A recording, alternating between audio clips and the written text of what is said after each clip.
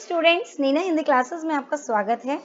आज हम एनसीईआरटी कक्षा 10वीं हिंदी की पाठ्य पुस्तक स्पर्श का पाठ 2 मीरा के पद पढ़ेंगे।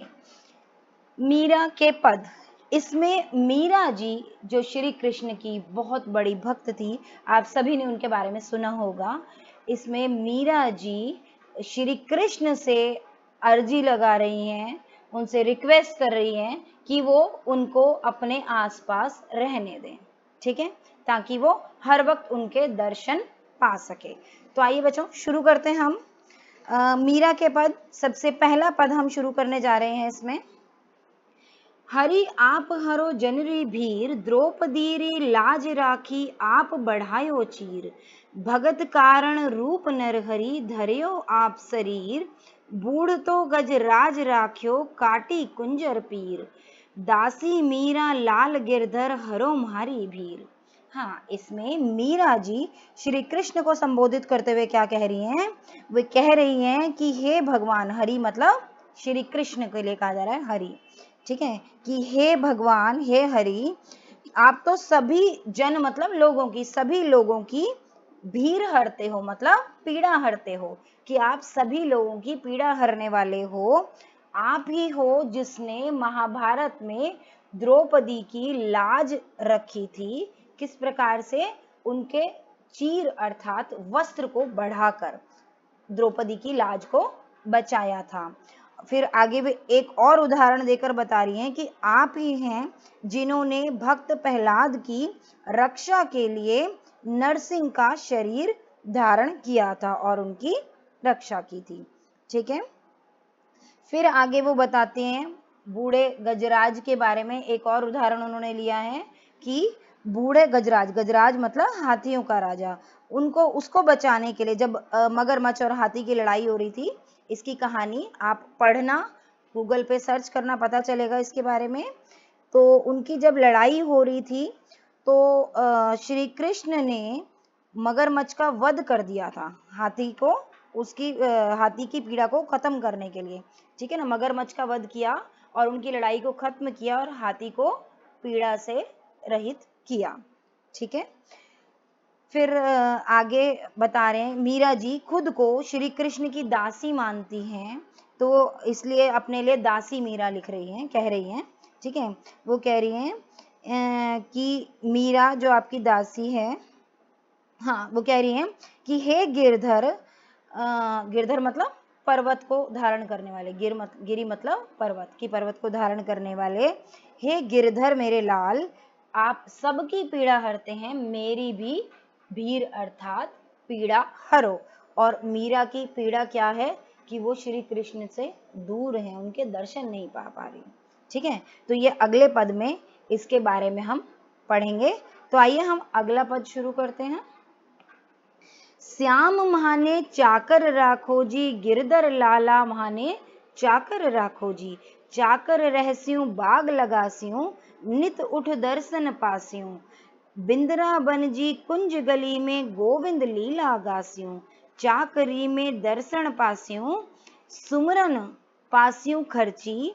भाव भक्ति जागिरी पास्यूं, तीनों बातां सरसी। मोर मुगट पीतांबर सोहे, गल बैजंती माला। बिंद्रा बन में धेनु चरावे, मोहन मुरली वाला। ऊंचा ऊंचा महल बनाव, बिच बिच राखूं बारी।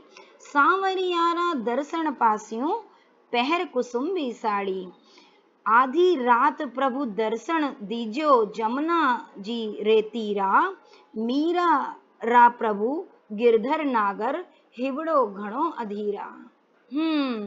अब इसमें मीरा जी श्री कृष्ण से कह रही हैं, उनसे प्रार्थना कर रही हैं, बल्कि क्या कह रही हैं कि हे श्याम, मुझे अपने यहाँ नौकर रख लो, कि मुझे अपना नौकर बना लो। चाकर मतलब नौकर, कि मुझे अपना नौकर रख लो।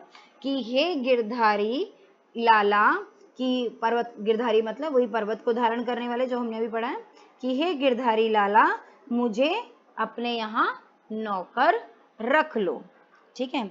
आगे वो कहती हैं कि तुम्हारे यहाँ नौकर रहकर कि चाकर रहसी हूँ, मतलब कह रही है कि तुम्हारे यहाँ नौकर रहकर मैं बाग लगाऊंगी और नित उठ दर्शन पासी हूँ, मतलब कि हर रोज, नित मतलब निरंतर, लगातार, कि हर रोज, निरंतर मतलब लगातार, कि तुम उठकर, कि हर सुबह उठकर तुम्हारे दर्शन पाऊंगी।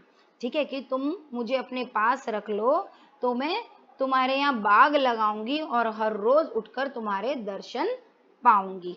ठीक है, फिर आगे कहते हैं कि वृंदावन की कुंज गलियों में, कुंज मतलब पतली पतली गलियों में गोविंद लीला गाऊंगी, श्री कृष्ण की लीलाओं को गाऊंगी, और तुम्हारी चाकरी में मतलब तुम्हारे नौकर रहकर तुम्हारे दर्शन कर पाऊंगी।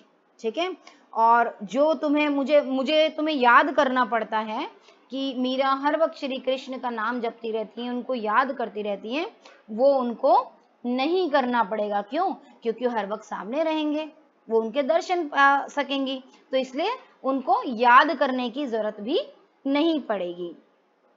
भाव भक्ति जागीरी पासी, और उनके यहाँ नौकरी करते हुए, नौकर रहते हुए वो भक्ति भाव रूपी जागीर पा लेंगी।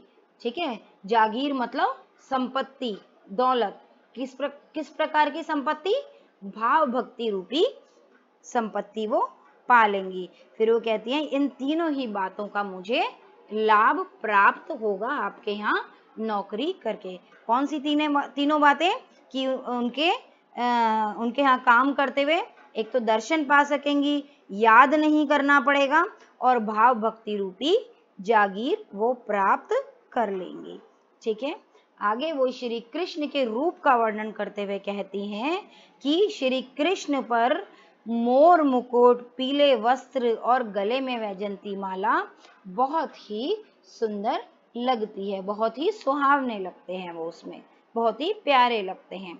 और वृंदावन में जब वो धेनु अर्थात गाय चराते हैं तो श्री कृष्ण मुरली वाले बहुत ही अच्छे लगते हैं, बहुत ही प्यारे लगते हैं, उनका रूप बहुत ही सुंदर लगता है।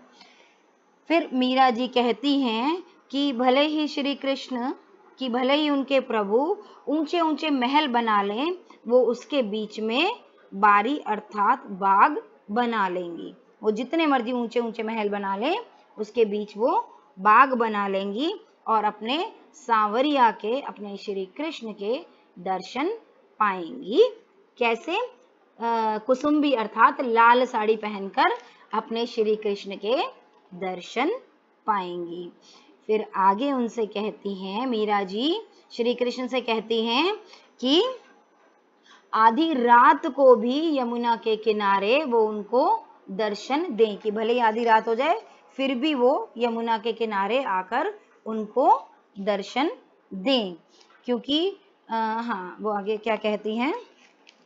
वो कहती हैं कि हे मेरे प्रभु गिरधर, मेरे नागर, नागर मतलब मुखिया, कि मेरे स्वामी मेरा हिवड़ा मतलब हृदय बहुत ही बेचैन हो रहा है। किस चीज के लिए बेचैन हो रहा है मीरा जी का हृदय? श्री कृष्ण के दर्शन पाने के लिए। तो वो कह रही हैं कि मेरा हृदय बहुत ही बेचैन हो रहा है, इसलिए आधी रात को भी यमुना के किनारे आकर उन्हें अपने दर्शन दें। ठीक है बच्चों, तो समझ में आया आपको? उम्मीद करती हूँ आपको मेरी वीडियो पसंद आई होगी और आप सबने इसको बहुत एंजॉय किया होगा। तो अगर आपको मेरी वीडियो पसंद आई और अच्छे समझ में आई तो मेरे चैनल को सब्सक्राइब करें। धन्यवाद।